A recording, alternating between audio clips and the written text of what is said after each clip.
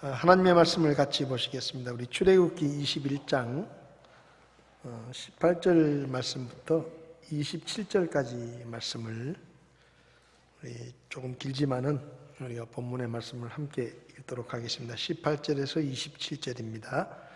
사람들이 함께 싸우다가 한 사람이 돌이나 주먹으로 다른 사람을 쳤으나 그가 죽지 않고 자기의 침상을 지키다가 다시 일어나 지팡이를 짚고 걸어다니면 그를 친 자가 형벌은 면하되 그의 시간의 손실을 배상하고 그가 완전히 낫게 할지니라.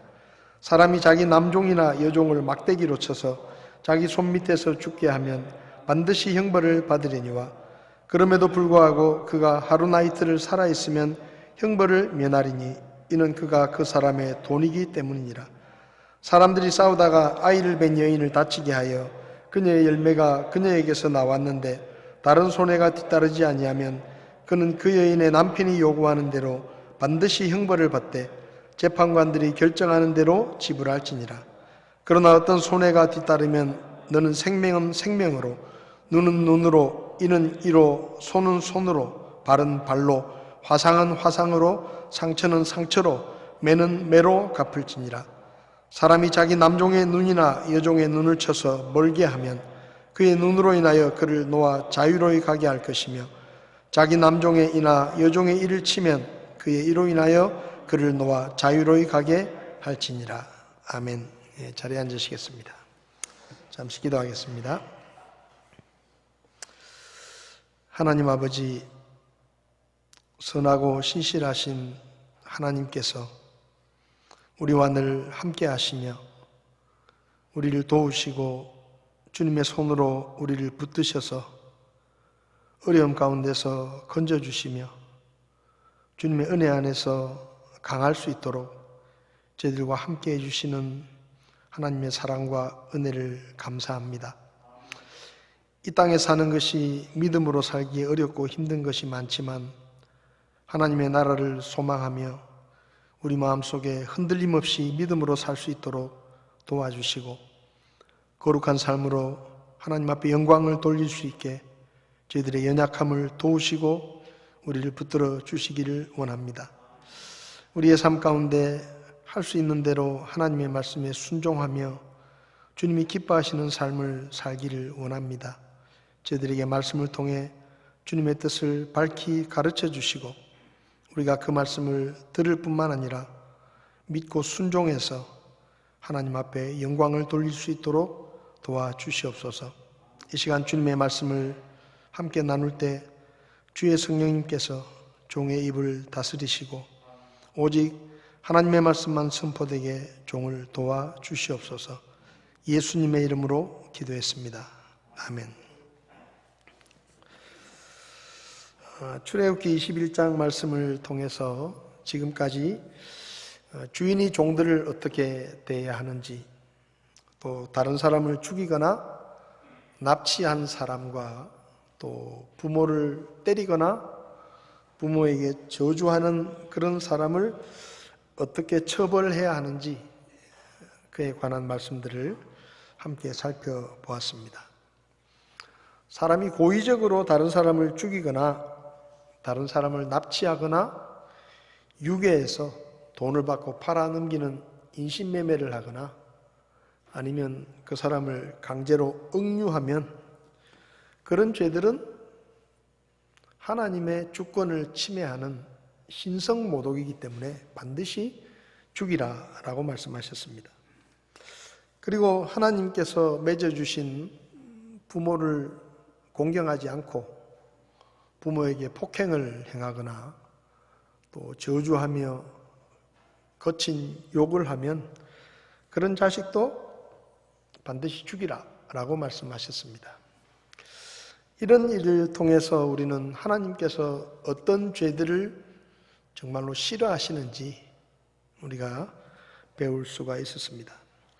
오늘 우리가 읽은 말씀은 폭행에 관한 말씀입니다. 다른 사람에게 신체적인 피해를 입히는 경우에 어떻게 할 것인지를 말씀하고 있는데 18절과 19절을 보면 싸우다가 자기보다 약한 사람을 돌로 치거나 주먹으로 쳐서 신체적으로 부상을 입혔을 때 어떻게 할 것인가를 말씀합니다. 18절을 보면 사람들이 함께 싸우다가 한 사람이 돌이나 주먹으로 다른 사람을 쳤으나 그가 죽지 않고 자기의 침상을 지키다가 다시 일어나 지팡이를 짚고 걸어다니면 그를 친 자가 형벌은 면하되 그의 시간의 손실을 배상하고 그가 완전히 낫게 할지니라. 그러니까 만약에 싸우다가 어떤 사람이 다른 사람을 너무 심하게 때려가지고 그 사람이 죽으면 그건 살인이에요. 그래서 그런 경우에는 사형의 처벌을 받게 됩니다. 그런데 싸우다가 그 사람을 죽이지는 않았지만 예를 들면 돌이나 흉기를 이용한다든지 아니면 주먹으로 너무 심하게 때려서 그 사람이 일상적인 생활을 할 수 없을 정도로 다치거나 또 지팡이를 짚고 다닐 만큼 크게 다친 경우에 어떻게 할 것이냐라고 성경이 말씀하는데, 여기 보면 만약에 그 사람이 살아있으면 형벌은 면하지만 그 사람이 다 나을 때까지 손해를 배상하고 그 사람이 입은 피해를 배상해주고 그리고 그 사람이 완전히 치료가 될 때까지 치료비를 책임지고 자기가 감당을 해야 된다라고 말씀합니다. 그러니까 사람이 다치면 일을 못할 수도 있잖아요. 일을 못하면 그 일을 못하는 데 대한 보상을 해주라. 그리고 생활비를 보상해주고 그리고 치료를 받는 데 들어가는 모든 비용까지 다 가해자가 보상을 해줘야 된다라고 하나님은 말씀하십니다. 20절과 21절을 보면 주인이 종을 때렸을 경우에, 그러니까 이게 앞에는 그냥 사람이 싸우다가 다른 사람을 다치게 했을 때고 20절부터는 주인이 종을 때렸을 때, 여러 가지 이유가 있겠죠. 주인이 감정적으로 종을 때릴 수도 있고 아니면 종이 잘못해가지고 주인이 정당한 체벌을 할 수도 있습니다. 그런데 그렇게 체벌을 하든지 종을 때렸을 때 종이 그 자리에서 죽으면 이것도 형벌을 면치 못합니다. 이것도 살인이에요. 근데 그 종이 바로 죽은 게 아니고 예를 들면 주인이 많이 때렸지만 바로 죽지 않고 한동안 살아있다가 죽는 경우도 있을 수 있습니다. 그런 경우에는 주인에게 벌을 묻지 마라. 왜냐하면 당시에 종은 주인의 재산에 포함되어 있었기 때문에 주인이 종을 때리는 경우에 그 종이 죽게 되면, 그러니까 즉시 죽는 게 아니고 한동안 살아있다가 병을 앓다가 죽든지 아니면 아파서 이렇게 죽는 경우에는 주인에게 그 책임을 묻지 마라, 그렇게 말씀합니다. 왜냐하면 그 종이 죽는 것 자체가 그 주인에게는 손해거든요. 자기 자신에게 자기 재산에 피해를 입는 것이기 때문에 그런 경우에는 형벌을 처하지 마라, 그렇게 말씀합니다. 26절과 27절 말씀을 보면 주인이 종을 때려서 신체적인 피해를 입혔을 때입니다. 사람이 자기 남종의 눈이나 여종의 눈을 쳐서 멀게 하면, 그러니까 주인이 너무 화가 나가지고 남종이나 여종을 때렸는데 그게 눈에 맞아가지고 눈을 멀게 되든지 아니면은 이가 빠지든지 이가 부러진다든지 그런 경우 있을 수 있잖아요. 신체적으로 뭔가 피해를 입혔을 때 그런 경우에는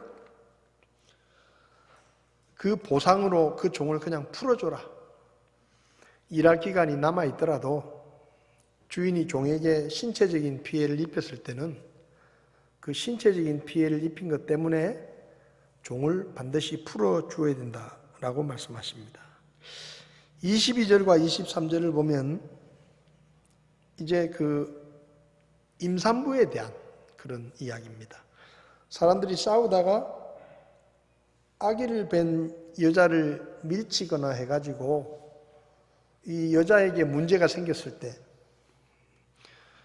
아이는 유산이 됐는데 여자는 다치지 않았을 경우, 그 다음에 아이도 유산이 되고 여자가 다쳤을 경우 좀 다릅니다. 아이는 유산이 됐는데 여자가 괜찮으면, 다친 데가 없으면 남편이 원하는 대로 보상을 해줘라, 그렇게 말씀하십니다. 근데 그 보상을 남편이 혼자서 결정하는 게 아니고 재판관에게 가서 합리적인 보상을 할 수 있도록 그렇게 절충을 하셨습니다. 근데 만약에 그 아기를 뵌 그 임산부가 아기가 유산됐을 뿐만 아니라 신체적인 피해를 입었으면 거기에 대해서는 그대로 가해자에게 해라. 예를 들면 생명이면 생명으로, 임산부가 죽으면 그것도 살인이잖아요. 그런 경우에는 사형을 처하고, 눈이 다쳤으면 가해자에게도 눈을 다치게 하고 벌을 주는 거죠. 이가 부러졌으면 가해자에게도 이가 부러지는 형을 집행하고, 손을 다쳤으면 손을 다치게, 발이 다쳤으면 발을 다치게, 화상을 입었으면 화상으로, 상처를 입었으면 상처를 입은 대로, 또 매를 맞아서 멍이 들었으면 매를 때려가지고 똑같이 갚아주라고 말씀하십니다. 이 성경이에요, 성경. 하나님께서 인간관계에서 일어나는 일들에 대해서 어떻게 하라고 이렇게 말씀을 하셨는데, 하나님께서 왜 이렇게 다른 사람에게 피해를 입힌 일에 대해서 자세하게 말씀을 하시는 것일까요? 다른 사람들과 싸울 수도 있고 서로 다칠 수도 있고 이런저런 피해들이 일어날 수 있는데, 하나님께서 왜 그런 것들에 대해서 자세하게 말씀하시느냐 하는 것입니다. 첫 번째 이유는 사람은 지은 죄에 대해서 사람 앞에서뿐만 아니라 하나님 앞에서 책임을 져야 한다라는 것을 가르쳐 주시기 위해서였습니다. 사실 죄를 짓는 것은 사람입니다. 그렇잖아요? 사람이 싸우다가 다른 사람을 다치게 하면 그 죄는 사람이 짓는 거예요. 그리고 죄는 사람 사이에서 일어나는 일입니다. 그러니까 죄를 짓는 것도 사람이고 죄라는 것이 사람 사이에서 일어나는 일인데, 그러면 사실은 사람들이 정해야 돼요. 사람들이 이런 것들은 죄라고 정하자. 그리고 이런 죄를 지었을 때는 이렇게 벌을 주자. 그렇게 사람이 법을 정해야 되는데, 오늘 본문을 보면 죄를 짓는 것은 사람인데 그 어떤 것이 죄인지, 또 죄를 지었을 때는 어떤 벌을 주어야 되는지를 사람이 아니라 하나님께서 정하시는 겁니다. 하나님께서 정하시는 것이죠. 여러분, 우리나라뿐만 아니라 전 세계 나라들마다 법이 있는데 그 법이라는 것이 뿌리가 뭔가 하면요, 성경입니다. 대부분의 나라들의 법의 뿌리는 성경입니다. 성경에서 따온 거예요. 그러니까 다시 말하면 죄를 짓는 것도 사람이고 피해를 입는 것도 사람이고, 죄라는 것이 인간들 사이에, 사람들 사이에서 일어나는 일인데, 그러면 사람들이 모여가지고 사람들이 합의를 하고 의논을 해서 이런 행동은 죄라고 정하자, 그리고 이런 행동에 대해서는 이렇게 벌을 주자 라고 사람들이 정하는 것이 맞는 것처럼 보이는데, 왜 하나님이 나서서 하나님이 직접 무엇이 죄인지를 규정하시고 어떤 죄를 지었을 때는 어떻게 벌을 주고 보상을 해주라고 하나님이 정해 주시느냐 하는 겁니다. 그것은 사람이 지은 죄에 대해서 사람 앞에서 책임을 질 뿐만 아니라 그 죄에 대한 책임은 하나님 앞에서도 계산을 하고 책임을 져야 된다는 것을 하나님이 가르쳐 주시는 것이죠. 우리가 보기에 죄는 사람과의 관계에서 일어나는 일처럼 보입니다. 사기를 치거나 도둑질을 하거나 폭행을 하거나 이렇게 되면 우리는 대부분 그 사람들 사이에서 일어난 일이니까 사람들끼리 알아서 합의하고 서로 사람들끼리 보상해 주면 끝난다라고 생각합니다. 근데 성경 말씀을 보면 그게 아니에요. 사람이 짓는 모든 죄들은 당사자인 사람 앞에서도 책임을 져야 하는 것이지만 하나님 앞에서도 책임을 져야 한다라는 것을 말씀하십니다. 그럼 왜 그러냐? 사람의 모든 죄를 최종적으로 심판하시는 분이 하나님이시기 때문입니다. 전도서 12장 14절을 보면 솔로몬이 이렇게 말하죠. 하나님께서 모든 은밀한 일과 더불어 선한 일이든 악한 일이든 모든 일을 심판하시리라. 누가 심판한다고요? 하나님이 심판하십니다.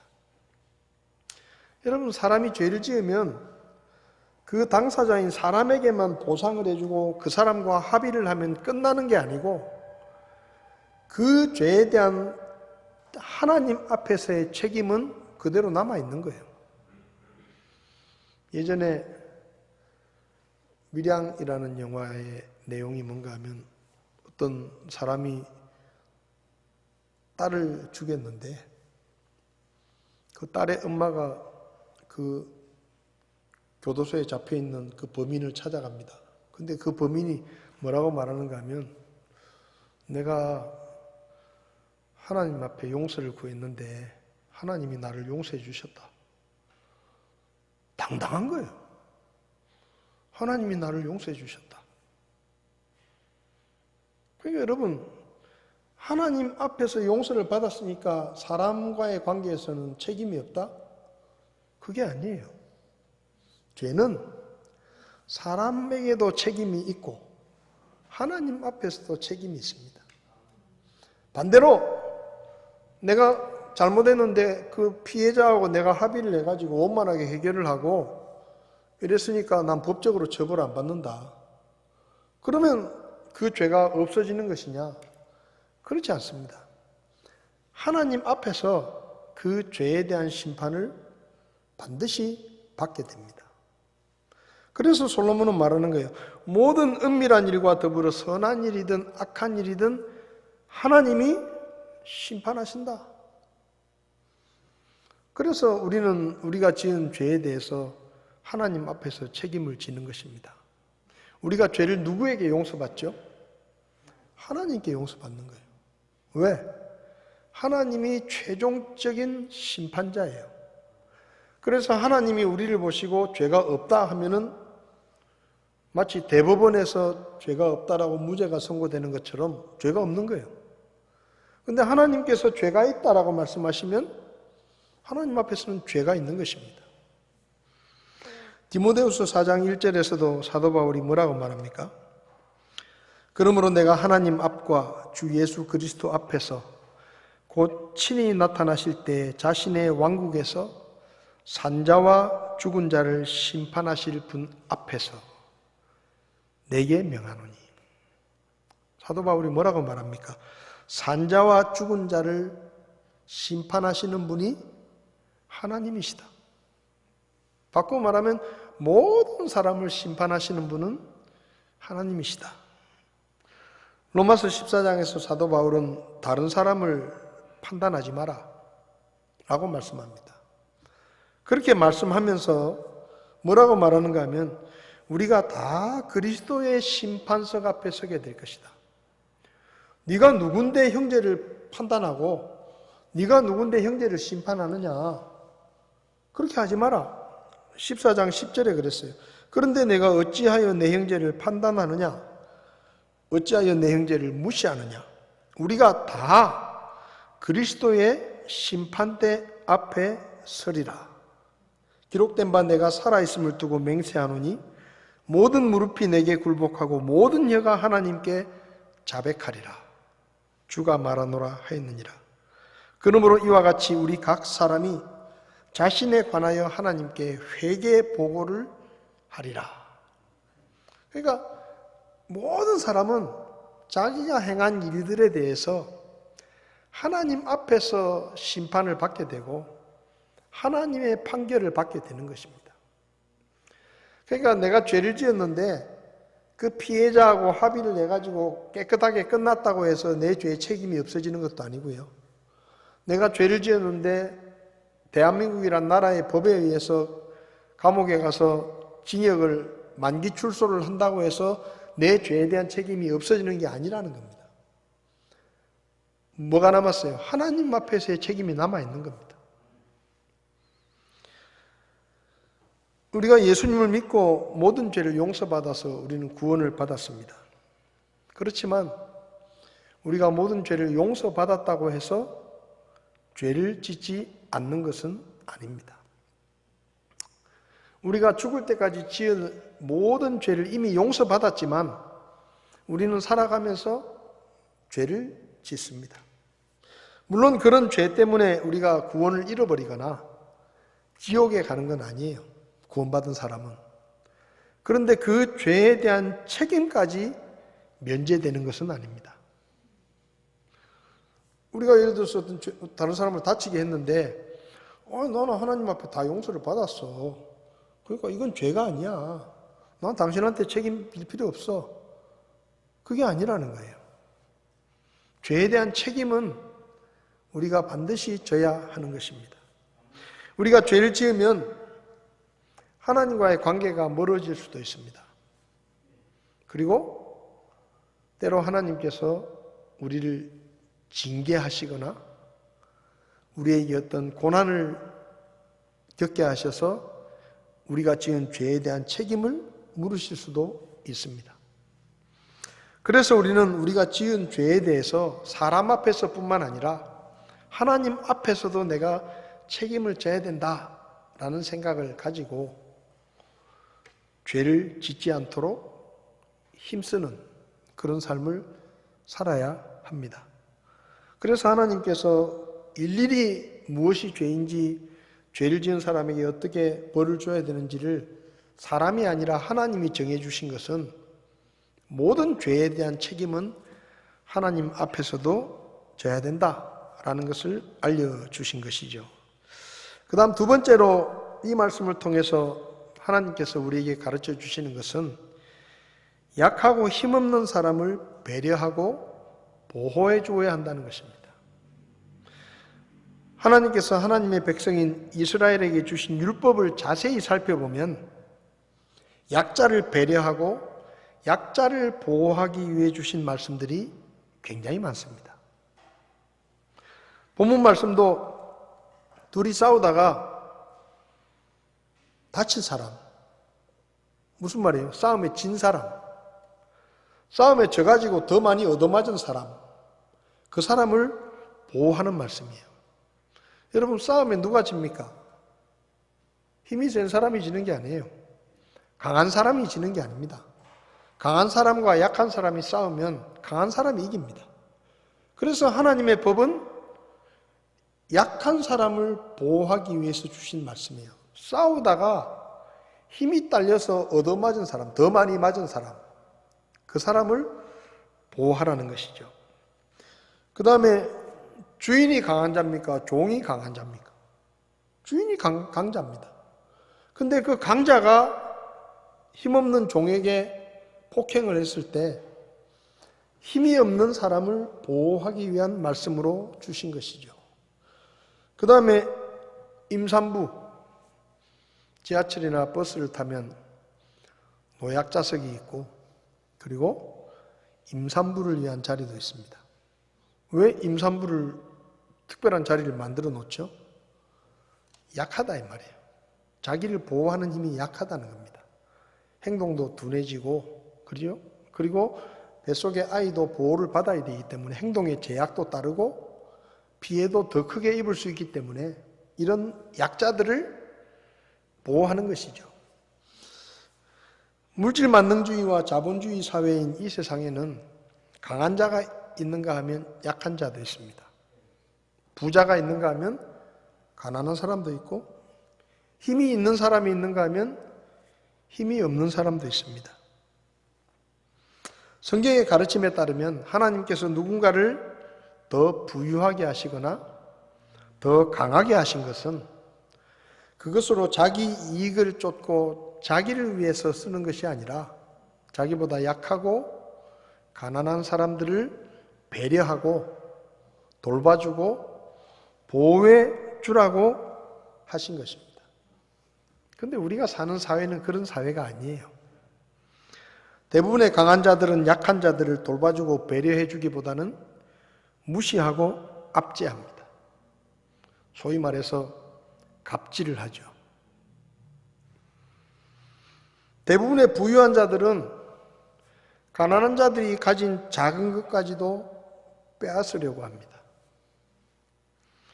힘이 있는 자들은 힘이 없는 자들을 돌봐주고 자기가 가진 힘으로 그들을 보호해주고 배려해주기보다는 힘이 없는 자들을 이용하고 짓누르려고 하는 것이 우리가 살고 있는 이 사회의 모습입니다. 그런데 하나님께서는 그 당시에 이 말씀을 주실 당시에 하나님을 믿지 않는 이방인들은 다 그렇게 살았습니다. 강자가 약자를 억압하고 이용하고 빼앗고 무시하고 갑질을 하고 이렇게 살았어요. 하나님을 모르는 사람들은. 그런데 하나님께서는 하나님의 백성들은 그렇게 살기를 원치 않으셨습니다. 그래서 하나님의 백성들에게는 이렇게 율법을 정해 주심으로 너희들은 하나님을 알지 못하는 이방인들처럼 믿지 않는 사람들처럼 살지 말고 내 백성답게 좀 더 가진 사람이 덜 가진 사람을 배려해주고 그들에게 베풀고 강한 자가 약한 자를 돌봐주고 보호해주고 힘 있는 자가 자기가 가진 힘을 가지고 자기의 욕심을 챙기지 말고 약한 사람들을 배려해주고 돌봐주는 일에 그 힘을 쓰면서 살아야 그게 하나님의 백성다운 삶의 모습이다 라고 하나님께서 말씀으로 가르쳐 주신 것입니다. 그래서 성경이 그랬잖아요. 누군가 피치 못할 사정으로 갑자기 형편이 어려워져서 종살이를 하게 되더라도 내가 주인이네 하고 그 종을 진짜 종처럼 부리지 말고 품꾼이나 손님처럼 여기고 존중해주고 그들을 잘 돌봐주고 6년 동안 일을 시켰으면 7년째는 풀어줘라. 그렇게 말씀하신 거예요.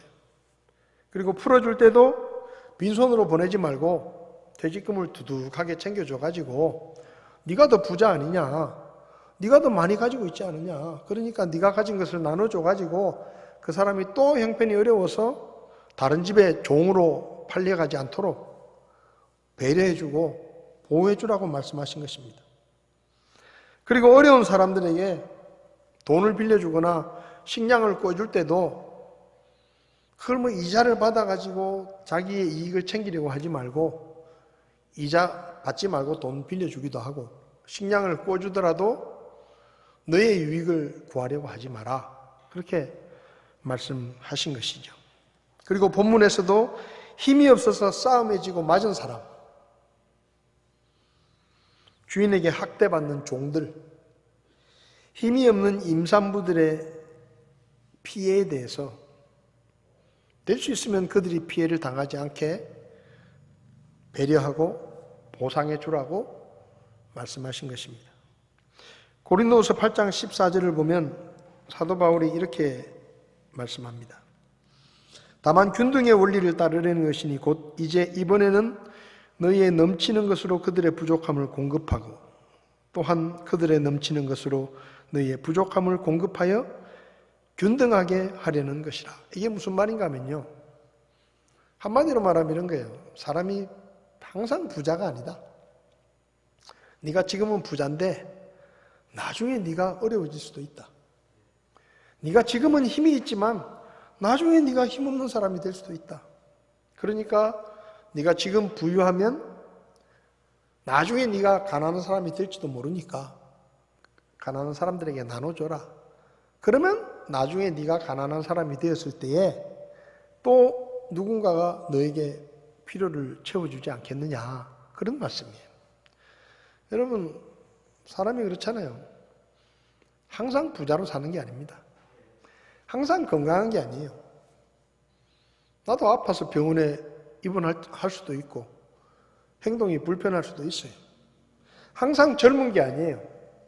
젊었을 때 내가 힘이 좋으니까 나이 드신 분들을 무시하고, 아이, 노인네 비키세요. 그렇게 할 수도 있는데 그렇게 하지 말라는 거예요. 왜? 너도 좀 있으면 늙는다 이거야. 너도 좀 있으면 늙고 힘없는 때가 된다. 그럴 때 누군가의 돌봄이 필요하지 않겠느냐. 그러니까 네가 젊었을 때 그렇게 하라는 겁니다. 네가 더 가졌을 때 그렇게 하라는 거죠. 그래서 뭡니까? 하나님의 백성들의 모습은 잘 사는 사람은 계속 잘 살고 힘 있는 사람은 계속 큰 소리치고, 그게 아니고 서로 채우고 보충해가지고 함께 살아가는 그런 사회가 하나님의 백성들의 모습이다라고 하나님께서 말씀하신 것입니다. 사도행전 2장을 보면 최초의 교회였던 예루살렘 교회의 모습을 설명을 하면서 사도행전 2장의 44절에 믿은 모든 사람들이 함께 지내며 모든 것을 공동으로 소유하고 자기 소유와 재산을 팔아 각 사람의 필요대로 모든 사람에게 나눠주었다라고 말씀합니다. 그러니까 가진 사람들이 교회 안에 어려운 사람들을 돌보고 채워주고 나눠주고 기꺼이 자기 것을 내놓는 그런 모습이 교회 안에 있었다라고 말씀합니다. 그래서 저와 여러분들이요, 하나님의 뜻을 따라서 뭔가 나에게 조금이라도 더 하나님이 주셨다고 하면 그게 돈이든 힘이든 건강이든 무엇이든지 간에 그걸 가지고 다른 사람을 섬기고 다른 사람과 나누고 나보다 약한 사람들을 배려하고 돌보는 일에 그런 것들을 쓰는 것이 하나님이 원하시는 삶이다라는 것을 말씀을 통해서 가르치시는 겁니다. 그 다음 마지막으로 본문의 말씀이 우리에게 가르치는 것은 살다가 피해를 입을 수도 있는데 그 피해를 입었을 때 절대로 그 이상으로 보복하지 마라. 그러니까 피해를 입으면 억울해가지고 감정이 앞서가지고 나는 한 대 맞았는데 10대를 때릴 수도 있거든요. 보복을 할 수도 있어요. 악의적으로. 근데 그렇게 하지 말라는 거예요. 여기 오늘 본문을 보면 생명에는 생명으로, 눈에는 눈으로, 이는 이로, 손은 손으로, 발은 발로, 화상은 화상으로, 상처는 상처로, 매는 매로 갚아라. 이런 말씀이 있어요. 이게 유명한 말씀이잖아요. 눈에는 눈으로, 이에는 이로 갚아라. 얼핏 이 말씀을 들으면 자기가 입은 피해에 대해서 정당한 보복을 허용하는 것처럼 생각될 수 있습니다. 그러니까 이게 보복을 위한 법이라고 생각할 수 있어요. 아마 이스라엘 백성들도 처음에 이 말씀을 들었을 때 그렇게 들었을 거예요. 내가 피해를 입었으니까 한 대 맞았으면 한 대 때리는 게 이거는 하나님이 허락하신 것이다. 정당한 보복이다. 그렇게 생각했을지 모릅니다. 그런데 이 말씀은 자기가 당한 피해에 대해서 정당한 보복을 허용하는 보복을 해도 괜찮다라는 말씀이라기보다는 피해를 입었더라도 절대로 자기가 당한 피해 이상으로 보복하면 안 된다라는 그런 의미입니다. 이것이 이제 마태복음 5장에 오면 예수님께서 이 말씀을 다시 해석을 하시죠. 예수님께서 이렇게 말합니다. 마태복음 5장 38절에 그들이 말한 바 눈은 눈으로 이는 이로 갚으라 한 것을 너희가 들었지만 내가 너희에게 말하노니 이 말은 너희가 악에게 악으로 맞서라는 말이 아니다. 이 말은 악에게 악으로 맞서지 말고 선으로 악을 이기라는 말씀이다. 그러면서 뭐라고 말합니까? 누구든지 내 오른뺨을 때리면 왼뺨도 돌려대주고 어떤 사람이 너를 고소해가지고 네 옷을 빼앗으려고 하면 겉옷까지도 다 줘라 그냥. 그리고 누구든지 너로 하여금 억지로 오리를 가게 하면 신비를 가져라. 그렇게 말씀합니다. 네게 구하는 자에게 주고 빌리고자 하는 자에게 거절하지 마라. 이 무슨 말인가 하면요,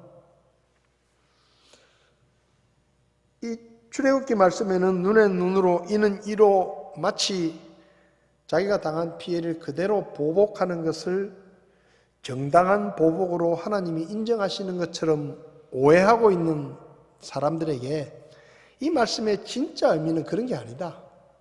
이 말씀의 진짜 의미는 네가 당한 피해에 대해서 똑같이 악한 방법으로 복수하려고 하지 말고 선한 방법으로 해라.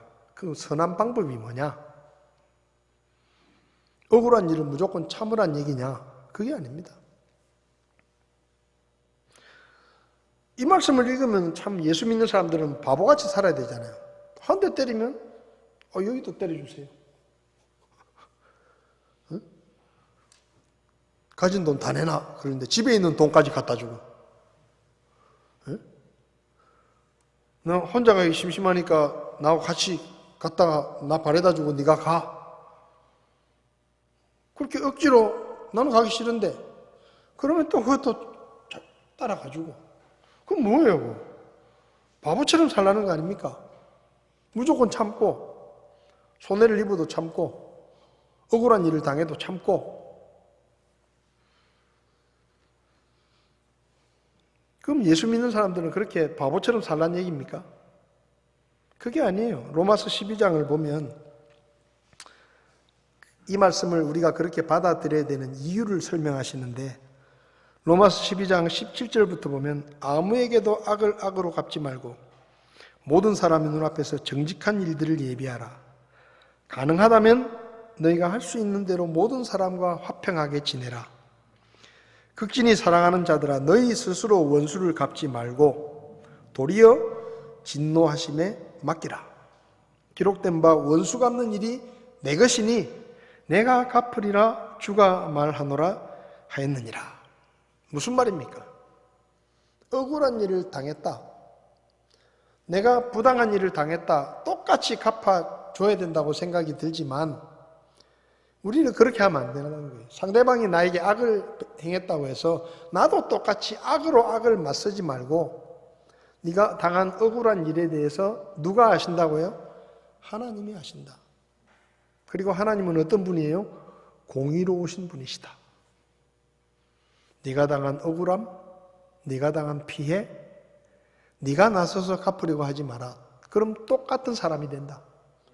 그러니까 공의로우신 하나님을 네가 믿는다면 너의 억울함이나 부당한 일에 대해서 하나님께 맡겨라. 그리고 너는 어떻게 하라고요? 할 수 있는 대로 모든 사람과 평화롭게 지내고 선을 행하라는 거예요. 내 원수가 줄이거든 그를 먹여라. 네 원수가 목말라 하면 물을 떠다 주라는 거예요. 원수인데 한 대 쥐어박아도 시원찮은데 물을 떠다 주라는 겁니다. 왜 그래요? 복수하는 거는 하나님이 알아서 하신다. 대신에 우리는 선으로 악을 이겨야 된다. 악에게 지지 말고 도리어 선으로 악을 이기라. 그러니까 눈에는 눈, 이에는 이가 이게 정당한 보복을 하라는 이야기가 아니고 하나님께 모든 것을 맡기고 악한 방법으로 보복하려고 하지 말고 하나님께 맡기라는 거예요. 여러분, 이 말씀을 통해서 우리는 예수 믿는 것 때문에 때로 부당한 일을 당하고 손해를 볼 때도 있지만 그거 누가 갚아주신다고요? 하나님이 갚아주신다. 그래서 하나님께 맡기고 우리가 믿는 것은 하나님은 공의로우신 분이시고 절대로 편애하시는 분이 아니시고 불공평하신 분이 아닙니다. 그 하나님께 모든 것을 맡기고 너는 선을 행하라. 그렇게 말씀하는 거죠. 마태복음 5장 16절 말씀을 같이 읽고 오늘 말씀을 마치겠습니다. 그럼 왜 하나님이 우리가 그런 삶을 살라고 하시느냐? 한마디로 말하면 우리의 행동을 통해서 하나님의 영광을 드러내시기 위해서입니다. 마태복음 5장 16절 우리 같이 한번 읽어보겠습니다. 이와 같이 너희 빛을 사람들 앞에 비추어 그들이 너희의 선한 행위를 보고 하늘에 계신 너희 아버지께 영광을 돌리게 하라. 저와 여러분들이 하나님의 말씀에 순종해서 선으로 악을 이기면 하나님의 영광을 받으십니다.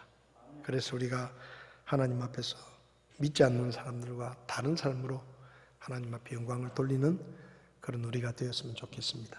기도하시겠습니다. 살아계신 하나님, 우리가 무슨 죄를 짓든지 하나님 앞에서 책임져야 한다는 것을 기억하게 하시고 할 수 있으면 죄를 짓지 않도록 저희들을 도와주시기 원합니다. 우리에게 무언가 더 가진 것이 있을 때 하나님의 뜻대로 덜 가진 사람들을 돌아보게 하시고 그들의 필요를 기꺼이 채울 수 있도록 저희를 도와주시옵소서. 하나님, 우리가 살아가면서 믿음 때문에 부당한 일을 당하고 억울한 일을 당하더라도 악으로 악을 갚지 않게 하시고 공의로우신 하나님 앞에 모든 것을 맡기고 주님의 말씀에 따라 순종하며 선한 행위로 하나님께 영광을 돌리는 삶을 살게 도와주시기를 원합니다. 며칠 동안 세상에서 살아갈 때 주님의 이름을 높이게 하시고 하나님께 영광을 돌리는 삶을 살기에 저희를 도와주시옵소서. 돌아가는 발걸음도 주님께 맡기며 예수님의 이름으로 기도했습니다. 아멘. 예배를 마치겠습니다.